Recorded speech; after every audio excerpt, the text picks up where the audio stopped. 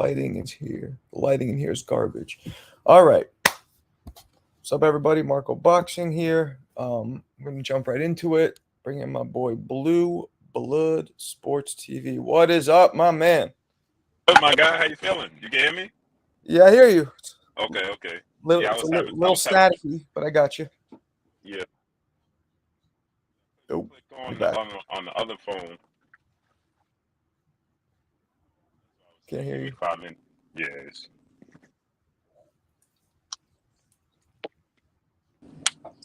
Can you hear? All right. Yeah, I was trying to switch. I had the link that you sent me to on the other phone. I was trying to switch because the weather's bad. This shit wasn't working. So that's why I'm like, give me 5 minutes because I was having issues. But what's good, my guy? All good, yeah. You know, the weather is bad, but it gives good lighting. Right. You know what I'm saying? You're in Long Island, right? Yeah. Yep. Long Island. And now remind me, where did you grow up again? Harlem and Hempstead, between Harlem and Hempstead, Long Island. I went to Hofstra for a year and a half. Oh man, so you already know. One of my Right down the block. One of my closest friends is from Hempstead. Big shout to Fred Oh, Martin. that's what's up. That's Yeah, what's yeah. up. Yeah. Salute to the 11550, man. He would always tell me growing up, people would be like, "Yo, my cousin's from Brooklyn," and they would just be like, "I don't give a fuck about anybody." Right. Yeah, that's always the thing on Long Island, man. People always, hey, bro, I'm from Brooklyn, or I'm from, like, that makes a difference. People don't realize, like, ain't much of a difference. Nah, Ain't no much of a difference. And Hempstead has its areas, man. Like where the train would lead me, the Long Island Railroad. That wasn't Yeah, it wasn't exactly. great. Exactly. I don't know. Has it changed much? Nah, it probably got worse with the, a lot of the drill kids and all of that, man. It's actually got worse, man. Yeah. These kids, I don't understand, man. Like, I was just watching something. I put it up on Instagram that Gilly said, because I went to Hempstead the other day, and it was a funeral for one of the kids that had gotten their life taken, and apparently the kids that did it, they was there with their mom and whatever, candles, and the kids that did it came talking about they running up the score on them. We running up the score on y'all. Wow, they just came. The ones who did it just walked in. Yeah, they came like 200 deep, and we running up the score on y'all. This is in Hempstead? Yeah. See that, everybody? Hempstead is gangster.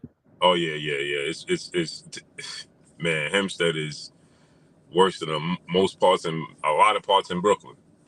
Yeah, man. A lot of people don't know. A lot of big rappers came out of Long Island. You know, PMD, Rakim. Method Man is from Hempstead. Is he from Hempstead? Mm-hmm. Yes, that's right. Because my boy Fred, who I told you about, went to junior high school with him and with Busta Rhymes. Mm-hmm. Yep. Yeah, a lot. Busta Rhymes, EPMD. Prodigy was from Long Island. Prodigy, Eric, Rakim. So many, man. So many. Yeah. But people don't realize, Dr. J, Eddie Murphy. Yes. You know what I mean? Yes. Eddie Murphy, Dr. J. What fighters came out of Long Island though? Buddy McGirt. I know Buddy him. McGirt. Mm-hmm. Yep. The thing is that I think that people confuse Long Island with Suffolk County, deep in Suffolk County. Suffolk is out like where the Hamptons are. That's right. That's a different breed. Right. And I think that when you think Long Island, when people don't think Nassau County, where you're talking about Hempstead and Freeport and Roosevelt and Uniondale, that strip there, a lot of people confuse it with Queens. So they correlate Long Island. They think no sidewalks. They think country. They think suburb, and they think Hamptons. And man, Hamptons is, people don't realize the Hamptons from Hempstead is an hour and a half away.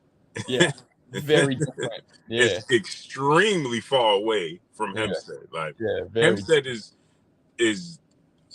close to the Queens than anything.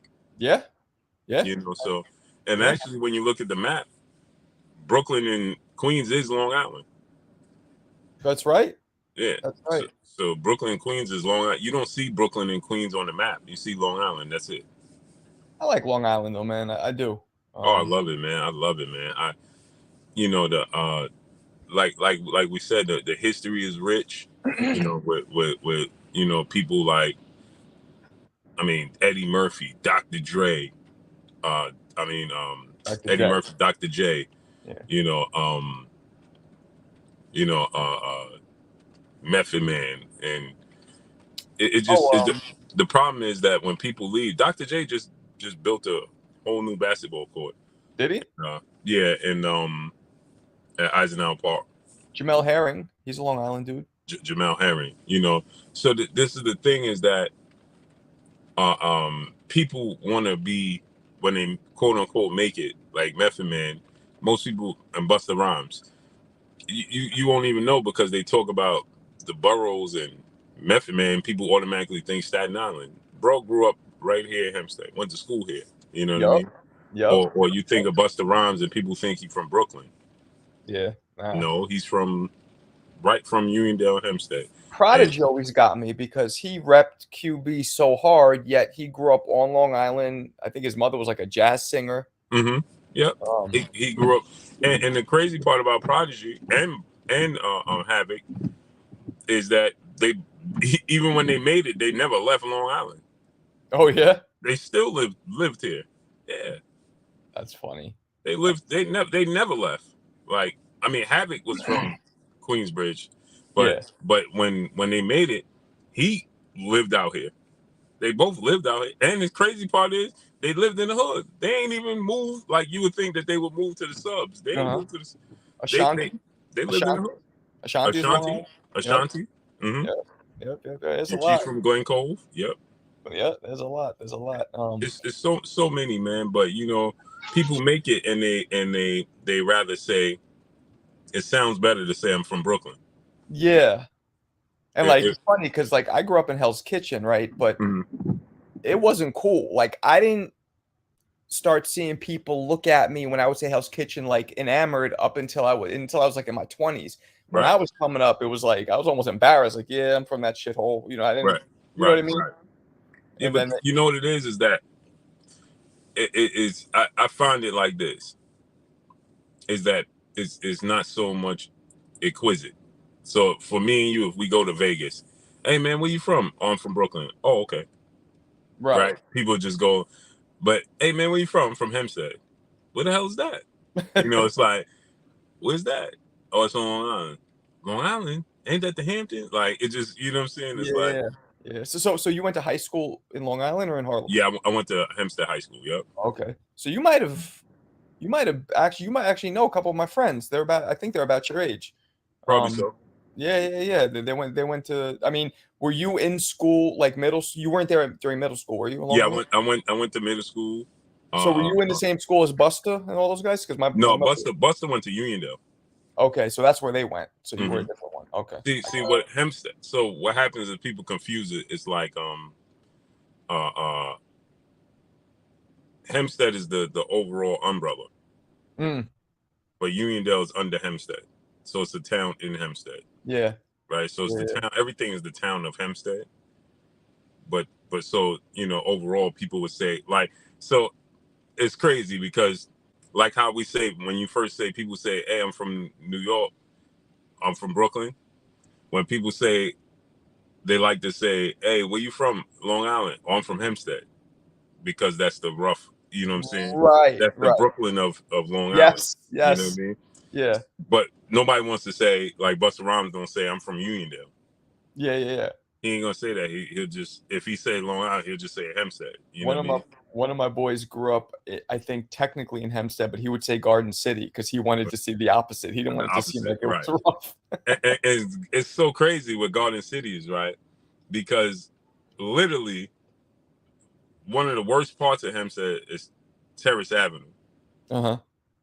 And literally, if you go out the buildings, the projects in Terrace, and go to the back and cross the street, you literally in Garden City, the streets turn different, everything. Actually, the famous actress from the Stories, she lives there. She's been living there since forever, for as long as I can remember. She's one of the most famous thing from Days of Our Lives or Okay. something like that. She's been living there, literally right behind where there's drive-bys, there's killings every day. Uh-huh. The situation I just told you about, Right. that took place right there, and she lives right behind it, not even 3 minutes away. Like right there. I'm sure she could hear the shots. I don't know how familiar you are with Manhattan, but when I was growing up on 96th Street, there's a similar from 96. When you cross over, it's like night and day. You know what I'm talking about? I know On the exactly east what you're side? talking about. Yeah, like night and day. And I It's think crazy. is it still like that? 'Cause I haven't been there in a while. Yeah, it's still like that. Well, you Man. know they gentrifying Manhattan anyway. So Yeah. No, I think it's all going to be gentrified. I think the Bronx and Staten, I don't think they're going to change, but those other boroughs are going to change. you know why? Because there's no reason for it to change. Right. I mean, outside of Yankee Stadium in the Bronx, what are you going to the Bronx for? Yeah. Going to the zoo. And Staten Island, I've only been to Staten Island twice in my entire life. I've been a bunch, but it's definitely its own. How that's a part of New York City, I don't understand. Jersey should be the fifth borough. Yes. Or it should be Long Island. Yeah. To be the fifth borough, and the Staten Island should be Jersey. Like it has nothing about it says New York. Nothing. No. It's all Republicans. It's very different. Yeah. It's extremely you go over there and it's like, what the hell? Like it's a completely different world. It's like a time warp. Yeah. Yeah, exactly. Like, I mean, if you go over in the projects where the Woo's from, where most of them is from. I've been to those projects. Those are kind of fucked up. Yeah, they very. But outside of that, it's like nothing. That gives you New York feel when you're over there. That's it though. But that's it. Like literally, there's nowhere else there that gives you a feeling like you in New York. Nothing. Yeah, I feel you. At least Long Island, you go into Nassau County, it feels like you in Queens. Yeah, I like. But it's like Nassau County. It's like Queens compared to Suffolk County. It's like it's completely different, and that's the feel you get with New York and Staten Island. It's like two different worlds. Like it's very weird. Even the way the structure is like. It almost looks like San Francisco a little bit. It looks weird. Yeah, it looks different. Yeah. Exactly. The architecture and everything is very different. The architecture, the whole structure of it looks like it don't even look like Jersey. Like no, I'm with you. Yeah, it looks completely different, bro. Man, so I wanted to ask you, do you think Errol Spence is going to fight Terrence Crawford? I think so. You do? Yeah, I think that Errol Spence is going to push it. I don't think that he's going to let it go. So somebody brought this up to me, and I'm curious your thoughts. Showtime has crumbled. So with the contract, does that affect the contract, the rematch clause? No, I did a video on that too. You did? Okay. So what I was told is that it only Terrence Crawford obligations to Errol Spence, not Showtime. So it doesn't matter. So it's like equivalent to, remember with Deontay Wilder with the trilogy with Tyson Fury? I do. It didn't matter where the fight took place. He owed, when Deontay Wilder took him to court, remember? The judge said, listen, you could retire, but you can't fight nobody else legally until you fight him, or you got to vacate and you're going to be sued. Okay. Personally. Okay. So you think it's going to happen? If Errol Spence decides to take that route. I don't know if he is that hard pressed. I mean, the route of forcing Terrence Crawford going to court and all that type of stuff. I mean, from what you've heard, right? From what I've heard, Crawford is all he's going to do it. He's not trying to. He's trying to deter it. He's trying to deter it, though, right? With the weight, with the 47, or is that not a thing? Well, I heard that. So from what I listened to Crawford's interview, and from what I'm being told from people in his team, it's not that he really don't even. It's not a thing, It's not, and it never was. It's not like somebody brought it to Terrence Crawford and he said no. Okay. It just was never brought up, so he just assuming it's going to be at 47. So the way people are making it seem as if Errol Spence saying let's fight at 154 and Terrence Crawford is saying no. That it's like it's never been brought. It's never been brought to him. Where we doing this at? What we doing? I mean, the vibe I got from Steven so-called Nelson was he pretty much said it. And I'm sure you've heard this. He's pretty much just like, we don't really want to do this. I mean, you know what I mean? So what do you I mean, is that the vibe you're getting? Crawford's side is more like, we'll do it if we have to, but we really don't want to. Exactly. Because it's the place that Terrence Crawford is in, right? If he was 30, right, or 26, he's 36. Right. He don't want to be in boxing until he already said it multiple times. I'm not trying to fight until my late 30s. He's already 36. Too late for that. You're on the wrong side of 30, 35 now. Right. So he's trending into that late 30 area he said he didn't want to be in. And if he don't play ball, they're gonna stall him out. Right? Because everything he's looking to close his career is in the hands of somebody else. Unless he just throws his hands up in the air and say, never mind, I don't care. You know what I mean? But really and truly, what he wants to do is fight Canelo. He is with the PBC. He wanted to fight Jermell Charlo. He's still unified. He's with the PBC. Right? So like when you say with the PBC, sorry to cut you off, you're saying that that's going to be a problem? No, what I'm saying is, do he want to rock the boat with the Errol Spence situation and be like, hey man, I ain't doing this rematch. You understand what I'm saying? And then it's like, okay, then what direction you going in? Right. Because it's like me and you being the promoters, and we have these fighters, and Terrence Crawford is saying, hey bro, when one of our marquee fighters, Errol Spence, gave him the opportunity, right? And now Errol Spence wants his rematch. He wants his opportunity. And then you say no, but then now we supposed to be obligated to give you another fighter that we have under our stable, because then it becomes personal. Okay. You see what I'm saying? Right. It shouldn't, but it will. You know what I mean? Yeah. I mean, do you want to see that fight? I personally do not. The rematch. I'm 60-40 on it, and 60% say no, 40% say yes. The 40% of me that says yes is because, for one, I think Errol Spence deserves it. For two, and the reason I say Errol Spence deserves it, because he gave us, the fans, what we wanted. True. He stuck to it. He stuck to trying to strap season. He failed at the end, the last fight, but he gave us everything. He gave us the Kell Brook fight. He gave us the Sean Porter fight. He gave us the Danny Garcia fight. He gave us the Mike. When it was asked of him, he gave it to us. Right. Even the Pacquiao fight. Right. You know what I'm saying? I mean, he got injured, but it was going to happen. Even when he got injured, he still came back and gave us what we want. And does it benefit him? Of course. You know what I mean? But still, there's fighters that don't. Keith Thurman ain't giving us what we want, and it could benefit him too. He won't do it. You know what I'm saying?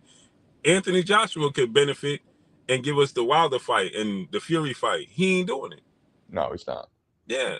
So they don't have to do it. You know what I mean? Even if it benefits them. Errol Spence had that car accident, came back, fought Danny Garcia, tried to fight Pacquiao, suffered another setback, an eye injury that was major. Still came back. Unfortunately, Pacquiao lost, because that would have been Pacquiao. Right. But Pacquiao lost to Ugas. Then he fights Ugas anyway. Then he waits for Terrence Crawford and fights him. Now he lost, but he did it. And against the wishes of the powers that be, he said, give him what he wants.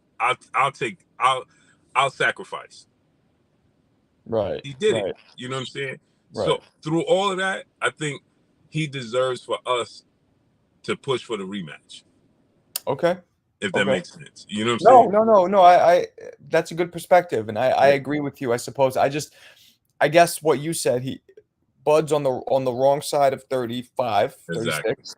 Right. So, but Canelo made it pretty clear, and tell me if you disagree or if I'm missing Mhm. something. He doesn't want to fight Bud. He don't.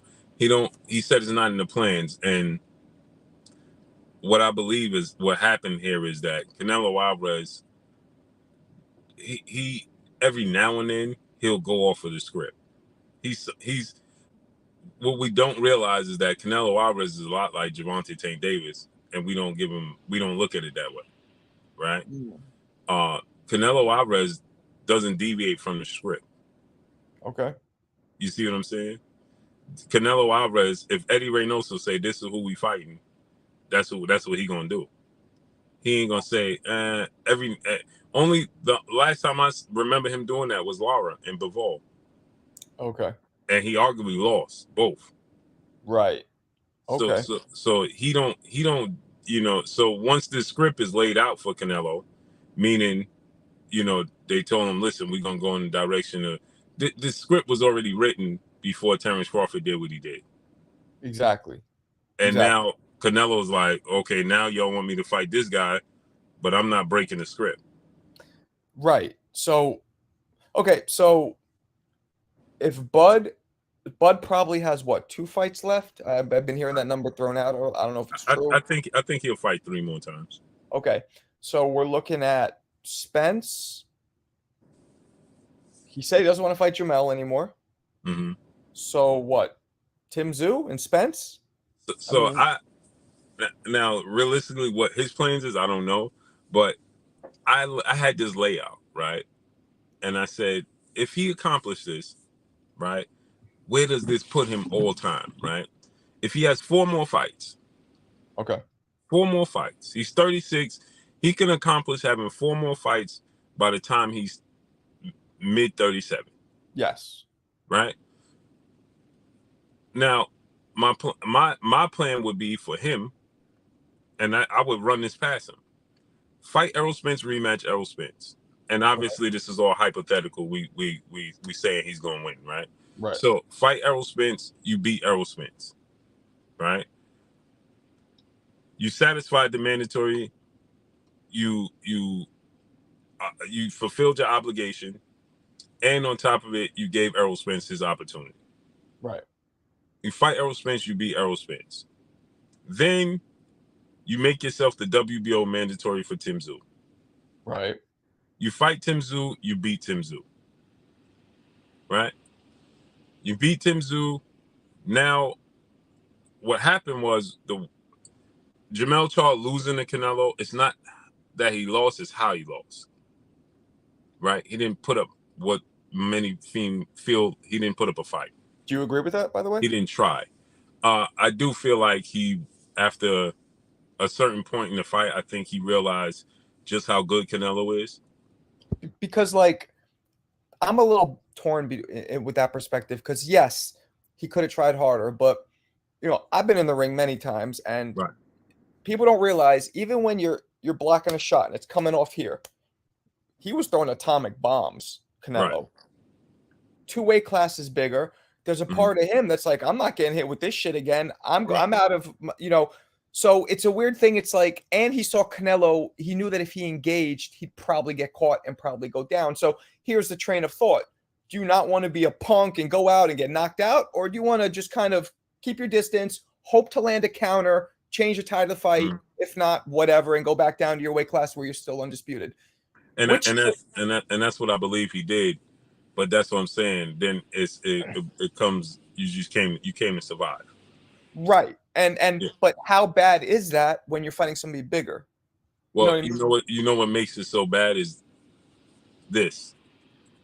But he didn't do any of this for this fight. No, but he did it, but leading up into it, calling out Canelo. True.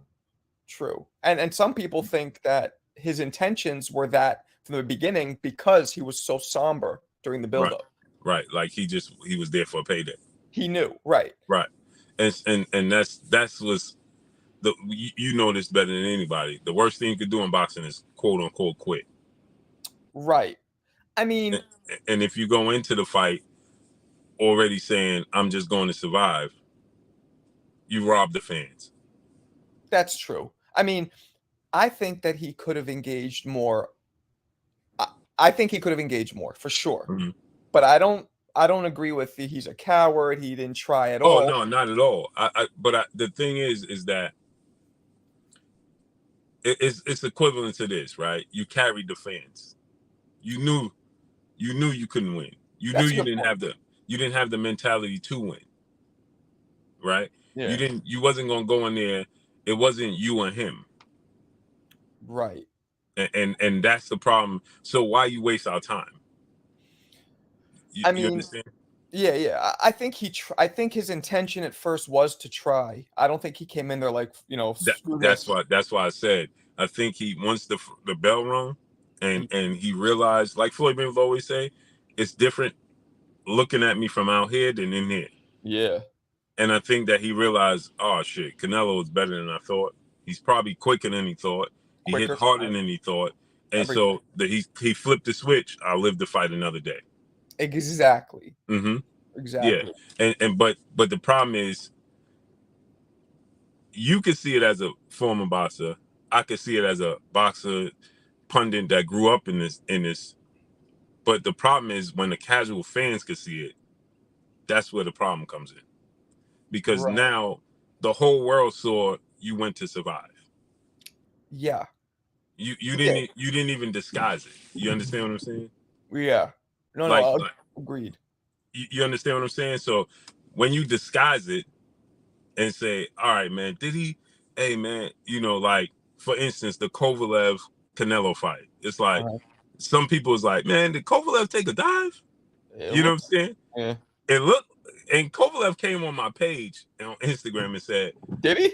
yeah, he attached to it, like almost like, hey bro, they told me to, you know what I'm saying? Like, I What'd he say? want a rematch. Yeah, and he said I want a rematch, and I left it there. If you look at, it's on one of the posts I did with What did he say exactly? He said something like they knew I wasn't myself, or I wasn't myself, but he made it seem like he knew, like he didn't give it his all, and then he was like, Shit. I need a rematch. You know what I'm saying? He wasn't. The one thing I remember about that fight, he was actually beating Canelo. He was beating him with the jab. You could see that he clearly didn't assert himself. That's what I was gonna say. I didn't see Yeah. any commitment to any of his punches. Nothing. He didn't commit to trying to knock him out, trying to Nope. hurt him. Nope. He again, it was like with Jamel. You could see that, bro, sit down on something. Try. You know what I'm saying? Yeah. It's frustrating. It's like, bro, and then you watch the 5th round with Jamel and Canelo, and it's like, bro, where was that the whole fight? Yeah. He did it the 5th round, and then he didn't do it again. Yeah, it was a little disappointing. Yeah. So it becomes what happens is that fans have a hard time. It's not me and you, because me and you gonna watch it. Right. We the hardcore boxing fans don't count. Right. Me and you gonna watch fights that people have no idea who they are. The funny thing is, people were trying to compare them, because they have the same trainer too. But they're like, "Well, look what Errol did. Errol went out and he just went and out I'm on like, the yeah, street. but look how we ended up." Mm-hmm. And that was the worst thing that happened in Jamel, is that Errol went out like that. Yeah. Because even when the referee said enough, Errol was still contesting it. Bro, what? Yeah. Don't stop it. Don't do. Yeah. And it's like, bro, the ref is like, we seen enough. You know what I'm saying? And Errol was like, bro, what? Eyes bleeding, nose bleeding, lip bleeding. And he like, bro, give me another round. Do you believe that there was something that was and is? Because I just saw, I don't know if I'm sure you saw this in the epilogue. Jermell was FaceTiming with Errol. Mm-hmm. He had that same heavy eyelid look. His voice, his speech was slurring. Do you think maybe the car accident's catching up to him? I don't want to say the car accident is catching up to him. Mixed with the head trauma of boxing? I think it's just, I almost feel like, because I wonder if he take medication. What kind of medication are we talking about? It almost seems like he takes some sort of pain medication. So I was told before this that there was a rib injury and that he was on painkillers, which would those symptoms do look like somebody on painkillers. Right. You're absolutely right. Have Right. you heard anything like that, or you're just assuming? I heard the rib injury, but I didn't hear about the painkillers. It I would was make assuming sense, right? because when I saw him on vacation with his wife, he didn't look like that. When did you see him? That was like 2 or 3 weeks after the fight. You bumped into him. No. He put it on social media. Okay. And you Yeah. saw, Well, she put it on social media. he didn't have that slurring. Not at all. And he was dancing. He was, Interesting. So that's why I said I wonder if it's pain medicine that we catch him at times, and he's like drowsy. You know what I mean? Because like otherwise, if it was a brain thing, it would be always there. Right. Interesting. Right. That's what I was told. Yeah, I was told that it was a rib injury, and that's why the pain med started. But then it's like, why? Because people don't realize you're allowed to take painkillers in boxing. That's not illegal. Right. But that would impair you. Right. A lot. Why would he load himself up the night of the fight? Yeah, that's wild, man. Because the problem is what people have when they take painkillers is you don't realize that you're not functioning like you normally function. That's why they always tell you don't take a painkiller and get behind the wheel of a car, because you'll take a painkiller because it makes you feel good. Yeah. You see what I'm saying? And now you're like, oh man, I feel good. You get behind, before you know it, it's like, man, the road is a little bit paired. You know what I mean? Right. But by the time you realize it, you're in full out traffic. Interesting. You understand? So that could be a thing, because like I said, when I saw him, when his wife put up the post and he was dancing and was he talking? His eyes was wide open, and he didn't have he was like talking to a fan that was taking pictures with him. He didn't have that type of body language. So I wonder if that was the case. You know what I mean? And to be clear, he definitely looked like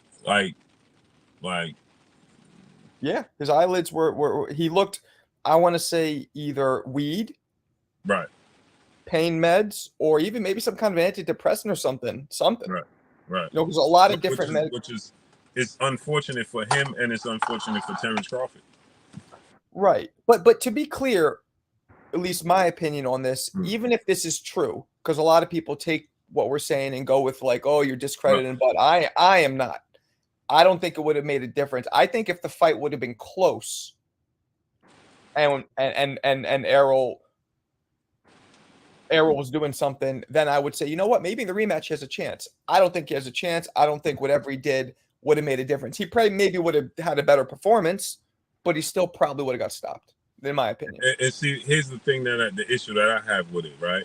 Because let's say he was on pain medicine, right? Mm-hmm. Then I feel like it did affect the fight, because being on pain medicine, your reaction it sucks. Absolutely. It sucks, bro. I took playing football, and I had injured my pec and my lower back working out, and I'm like, man, take these pain pills. Took them. I didn't feel like I was tired. I didn't feel sleepy, but my reaction was terrible, man. Yeah, terrible. Like, because it relaxes you. It's a central nervous system depressant, just like alcohol. Right. Exactly. So you so relaxed, it's like, fuck, you aware consciously. That's why they say don't get behind the wheel. Yeah. I'm consciously aware, but I can't react like I want to. It's like but then there's also like, if he did that, then it's on him, because what are you doing on the 1, biggest fight? You know 1, what I'm saying? That's why I said it's unfortunate for him, and it's unfortunate for Terrence Crawford. I mean, because a lot of people, like, I saw right off the jump something was off with him. Right. Oh, but a lot of people don't want to talk about that, because it does, in a way, take away from Terrence Crawford's performance when you say that. It makes, you know what I mean? I don't want to do 1000%, because it's like, it's like, man, you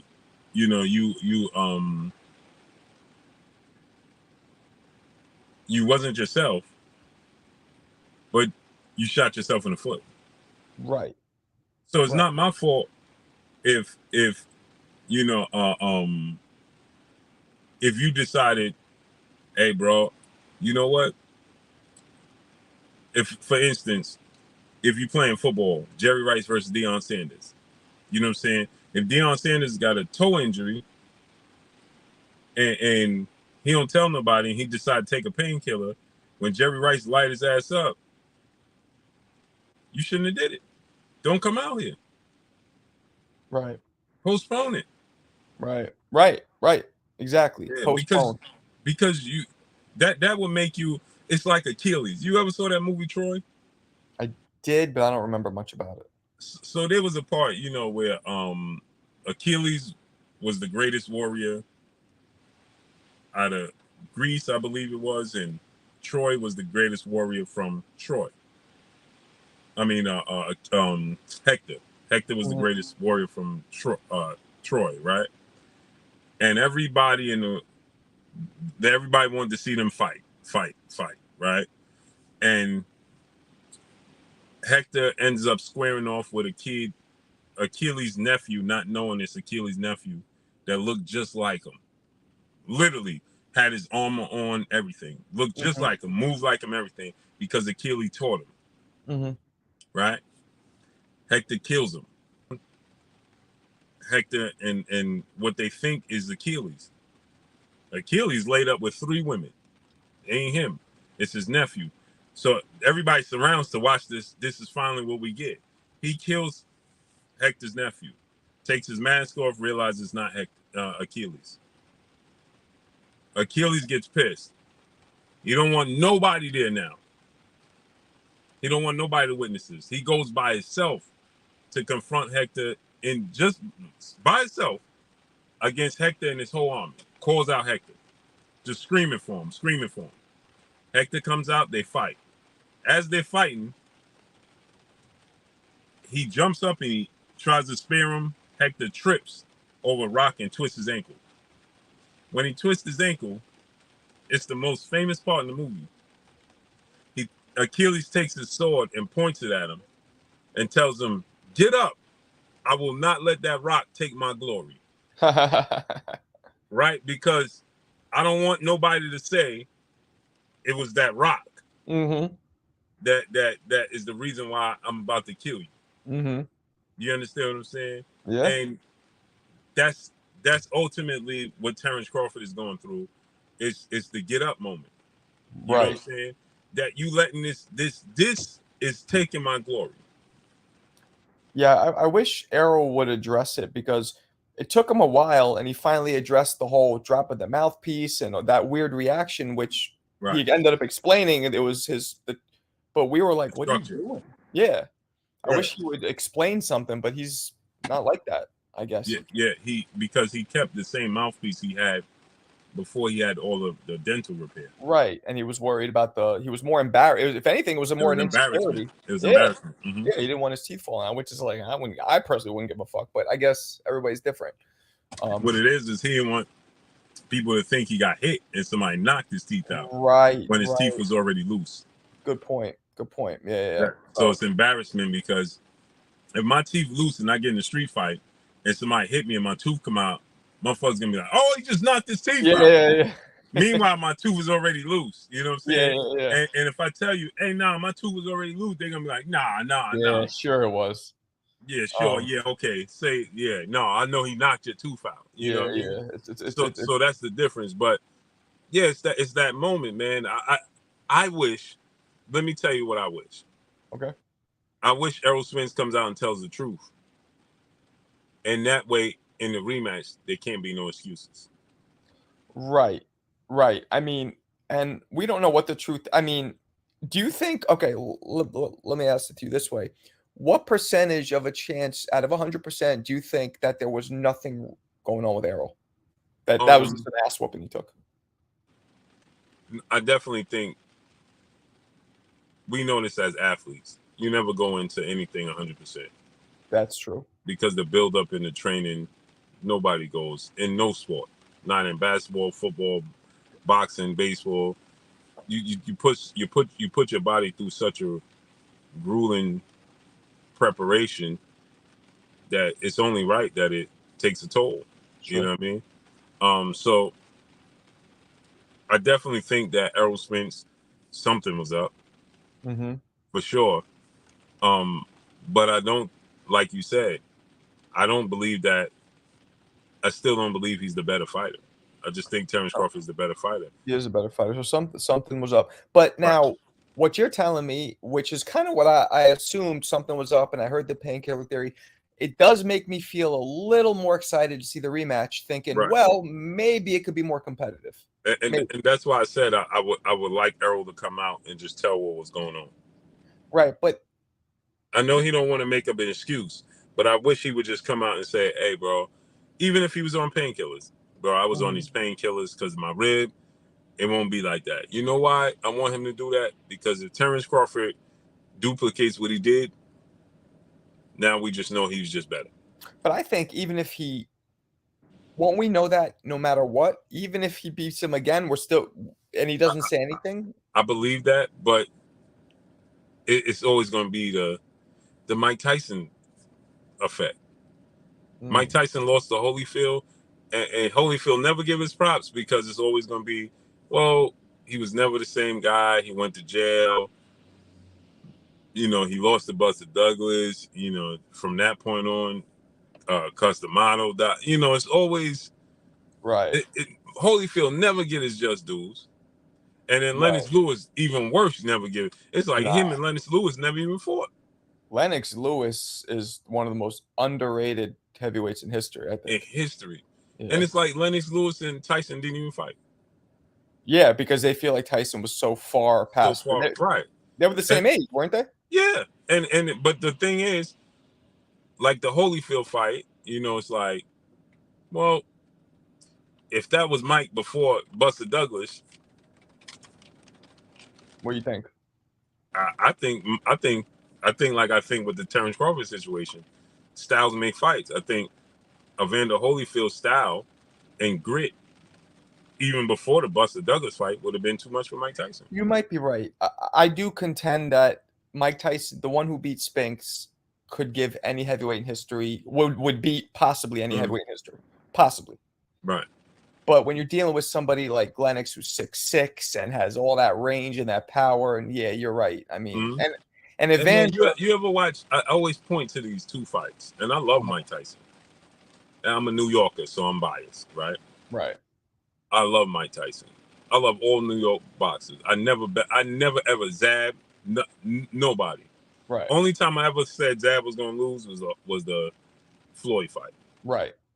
That was it. You know what I'm saying? I was one of those people, you know, that not this time, you know, when Zab fought this person, oh nah, Zab going, you know, when he fought Cotto, I'm like, he gonna beat. I just one of those people, right? But when you watch Mike Tyson versus Razor Ruddock, and you watch Mike Tyson first fight with Frank Bruno, watch his body language when he get hit. With in both fights, he got hit clean with left hooks. Look at his body language. His body language was the same body language he had when he got older. It's just that when he got older, he made the decision to throw in the towel. Well, I agree with Bruno. That was the first fight, if I recall, that he started looking like, wait a second. Exactly. But with Razor Ruddock, I disagree there. I think with Razor Ruddock, that his mentality, his skills were flawed because he wasn't doing the Customato style. Kevin Rooney was gone. He was getting hit more, but his mentality, like, you remember the point when he's like, go ahead, and then Razor just popped him, but he didn't get. But watch, before he drops Razor Ruddock, Ruddock is going to catch him with a left hook. Look at it. He dropped his hands and almost like, and took a sigh, like, do I want to do this shit? Okay, I'll look for that. I don't remember seeing that. I'll look for it. Go back and watch it, right? He dropped his hands and he's like, I just had a clip of that. He dropped his hands and he's like, but then he put his hands up and he catches Ruddock, bang, and drops him, you know, and you know that gives you energy. That gives you momentum. Right. That gives you, you know, like, oh shit, you I could, it rejuvenates you. Right. But right before that, he got hit, boom, and he's like, and dropped his hands, and he's like, then he put his hands up like lethargic, like very like, we still gotta do this shit. And It's then he came forward and he caught him overhand. Boom. I remember more the hitting his chin, like, hit me again, I don't give a fuck. Yeah, Like, that's the mentality I remember him having in that right. Yeah, go back and watch that. And now that I'm telling you, now look at his body language when he got hit. The same body language when he got hit by Frank Bruno. It's just he was able to overcome those. Yeah. Right? Yeah. When he got hit by Holyfield, right? And he hit Holyfield back, and Holyfield didn't. He didn't see. That's the thing. When he hit Bruno, they reacted. When he hit Razor Ruddock, they reacted. When he hit Holyfield, he didn't react. Nah. And that's the difference. Right. And people don't realize I saw that with Spence and Crawford because Spence landed a couple clean shots and it nothing. He didn't. Terrence Crawford didn't react, and that's why I said when he hit Ugas reacted. That's why I said it gives me the Holyfield, Mike Tyson situation with Terrence Crawford and Errol Spence. That's why I wish that Errol Spence would come out and say, you know what? I had a rib injury, so on and so forth. This time, I'm going in 100%. So now Crawford fights, he wins, he'll get 100% his credit. Well, okay, so they're probably going to fight again. You think it's going to be December, January? No, I think it's going to be probably late February, maybe March. Okay, so they fight again. The odds are heavily that Terrence wins. And then Crawford at that point fights probably Tim Tszyu. So I was saying this, right? Imagine if Crawford was able to do this. Imagine if he made himself the WBO mandatory. He beats Errol Spence. He makes himself the WBO mandatory. He fights Tim Tszyu. He beats Tim Tszyu. Now him and Jermell Charlo fight is rejuvenated because now he got the WBO belt. Jermell Charlo's still a unified champion. They fight for undisputed. It makes sense, right? It is sell now, right? Jermell Charlo fights his mandatory. I forgot the dude name, the Russian kid. He fights him. He beats him. Now we got undisputed, right? We got a talking point. We got a storyline. We got undisputed. Terrence Crawford beats Jermell Charlo. He's undisputed in 3 separate weight classes. First ever. 3 separate weight classes, right? He's already considered the best fighter in the world. Now, you're not jumping 3 weight classes, you're jumping 2. Right. Now the Canelo fight gets even bigger than what it is right now. Because now you're a 3-division undisputed champion, and you widely acknowledged as the best fighter in the world. Canelo can't turn you down now. And it gives Canelo opportunity and time if he fights David Benavidez next. If he beats Andre. Which I personally think David Benavidez is one of the most underrated fighters in boxing. I think people look at him like a big lumbering guy who has no defense. Oh, he has fast hands. He's smart. The problem with David Benavidez that I constantly see consistently is that his defense, man, and his foot. I'll tell you, man. When he fought Plant, I saw good shades I saw good waist movement. I saw a lot of defensive awareness. Now he didn't have to use it as much because he was walking Plant down.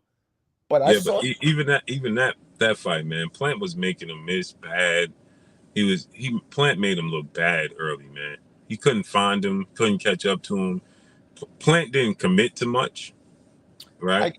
I guess to me, like, I get what you're saying, but when somebody's chasing somebody else, I don't really look at it as bad. I look at it, he was just chasing them, and Plant was able to get away. But Plant was, like you said, he wasn't committing anything. Yeah, he wasn't committing enough. So my thing is like, that's why I tell people, man, don't put the carriage before the horse with Andre. Yeah, I mean, I don't know much about Andre, but I think Benavidez does walk through him. But Canelo, for some reason, doesn't want to fight Benavidez. I mean, he's been a mandatory for 4 years. Yeah, but I think Eddie Reynoso just don't like the matchup. Do you blame him? Yeah, but the thing is it's a winnable fight for Canelo for me, man. Very winnable. It's like the thing is his fatigue going to show up? Because if Canelo don't fatigue, he's going to win the fight. See, when Plant fought Benavidez, I said the same thing. So many people were choosing Plant, and I just didn't see it. There's nothing in those two men's styles that I saw where Plant wins that fight. And the same thing with Canelo. Canelo's better because he has power. So, but he's too small, like in terms of size. And yeah, man. I don't. What's Canelo going to do with that speed and that aggression and that power coming at him and the range where Canelo's going to have a hard time actually landing on Benavidez because he just has to do a couple inches of waist movement and Canelo's going to miss. Yeah, but you know what it is that Canelo's power, his ring IQ, and his combination punches going to the body, I think that the activity of David Benavidez is going to drop. Because Canelo Alvarez is an extremely good counterpuncher. He's good. And he has very good timing. Even there's times where you see, and Bivol and Benavidez is probably about the same height, same size. About, yeah. Yeah. And if you go back and watch the Bivol fight, Bivol is a much more craftier fighter than Benavidez. He is, but I don't think he hits as hard, and he doesn't. No, but he's more precise and a better boxer. So Benavidez. So Bivol, even Canelo was catching him at times. He just couldn't catch him enough, because of his foot movement, his angles, and his ability to put himself out of harm's way. That's not who Benavidez is. No, he's not. He's going to be there. But who Benavidez is, he has that Bud Crawford in him where if they start getting into an exchange and Canelo hits him a little, it's gonna rev him up and get his competitive spirit so much higher, but not in a bad way, not in a stupid, in a cautious way. I just don't see Canelo beating Benavidez. The only person who I think could beat Benavidez is if he goes up to 75, fights guys more his size, Bivol or Biev. Maybe those guys could beat him, but not. Yeah, I think Andre might beat him, man. I'm hearing a lot of that. Does Andre have power? Southpaw. Andre is 6 feet tall. His arms is just about as long. That dude is slick. He got power. Him and Benavidez and Andre probably got about the same amount of power. Really? But he's slicker. The problem with Andre is inactivity. He just hasn't been active, and he's shown like issues with stamina lately. You know what I mean? Okay. So if that rears his head, then he's gonna be in trouble.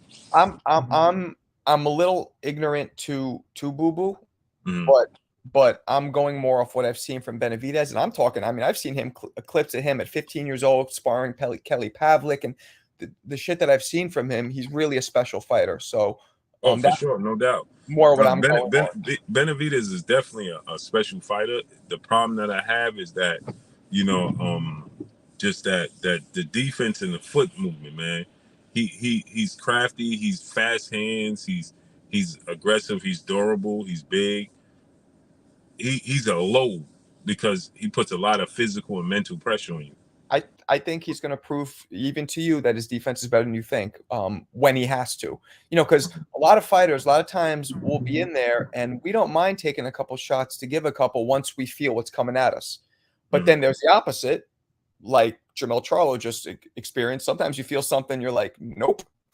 I'm not going to take that. So, that'll be interesting. But hey, I got to get out of here, great brother. All right, my man. I appreciate you going on tomorrow? Yeah. Let's do it again tomorrow. All right, done. Let's do it. I'll hit you later. All right, thanks, man. Appreciate it. I appreciate you, great brother. Peace. Salute. All right. Tomorrow. What time are we going to do it tomorrow? Same time? You want to do same time? 12:30? Yeah, let's do the same time. 12:30 tomorrow. All right. Yep. All right. Peace, my man. Peace. Thank you. All right, great brother.